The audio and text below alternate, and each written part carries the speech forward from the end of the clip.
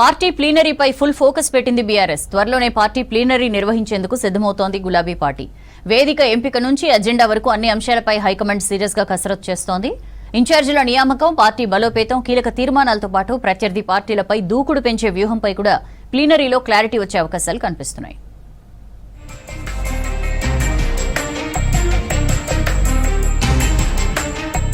BRS కు కీలకంగా భావిస్తున్న ప్లీనరీ సమావేశానికి కౌంట్ డౌన్ ప్రారంభమైంది. ఈ నెల 27న జరగనున్న ఈ ప్లీనరీ కోసం పార్టీ యంత్రాంగం వేగంగా ఏర్పాట్లు చేస్తోంది. ప్లీనరీ వేదిక ఎంపికపై హైకమాండ్ ఫోకస్ పెట్టింది. 1-2 రోజుల్లో స్థలం ఫైనల్ చేసే అవకాశాలు కనిపిస్తున్నాయి.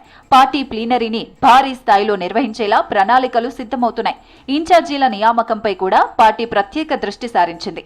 జిల్లా, నియోజకవర్గాల స్థాయిలో బాధ్యతల పంపిణీ ద్వారా ప్లీనరీని విజయవంతం చేయాలని ప్లాన్ చేస్తోంది. ఈసారి ప్లీనరీలో పార్టీ బలోపేతమే ప్రధాన అజెండాగా ఉండనుంది.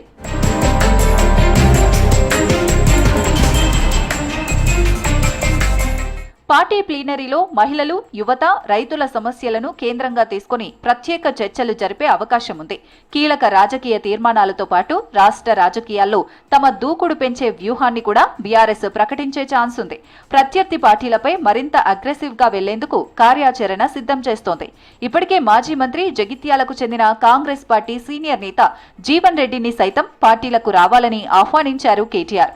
మరికొంతమంది ముఖ్య నేతలను కూడా ప్లీనరీలోపు పార్టీలో చేర్చుకునేందుకు ప్లాన్ చేస్తుంది గులాబీ పార్టీ.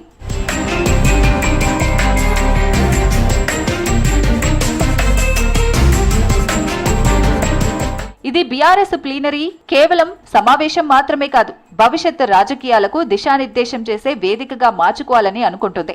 పార్టీ బలోపేతం నుంచి ప్రత్యర్థులపై దూకుడు వరకు కీలక నిర్ణయాలకు ఈ ప్లీనరీనే టర్నింగ్ పాయింట్ గా నిలిచే అవకాశం ఉంటుందంటున్నారు ఆ పార్టీ వర్గాలు. ఇప్పటి వరకు డిఫెన్స్ లో ఉన్న పార్టీ ఇక అటాక్ మోడ్ లోకి వెళ్లేందుకు సిద్ధమవుతోంది.